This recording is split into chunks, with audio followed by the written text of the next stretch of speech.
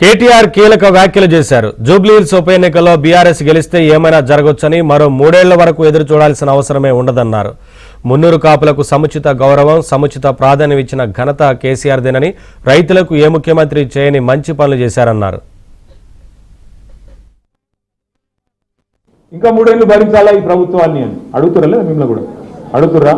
మరి భరించాలా అంటే మరి ఒకటే చిన్న ఉపాయం, జూబ్లీహిల్స్ మీరు గట్టిగా గిచ్చిర్రు అనుకో, సెట్ అవుతుంది మొత్తం.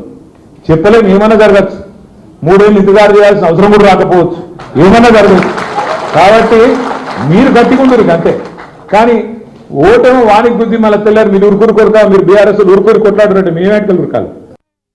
సముచిత ప్రాధాన్యం ఇచ్చిన ఘనత కేసీఆర్దేనని, రైతులకు ఏ ముఖ్యమంత్రి చేయని మంచి పనులు చేశారన్నారు. ఇంకా 3 ఏళ్లు భరించాలా ఈ ప్రభుత్వాన్ని అని అడుగుతుర్రా? మిమ్మల్ని కూడా అడుగుతుర్రా? మరి భరించాలా అంటే మరి ఒకటే చిన్న ఉపాయం, జూబ్లీహిల్స్ మీరు గట్టిగా గిచ్చిర్రు అనుకో, సెట్ అవుతుంది మొత్తం. చెప్పలేము, ఏమన్నా జరగచ్చు. 3 ఏళ్ళు ఇంతగారు చేయాల్సిన అవసరం కూడా రాకపోవచ్చు, ఏమన్నా జరగచ్చు. కాబట్టి మీరు గట్టిగా ఉండరు అంతే.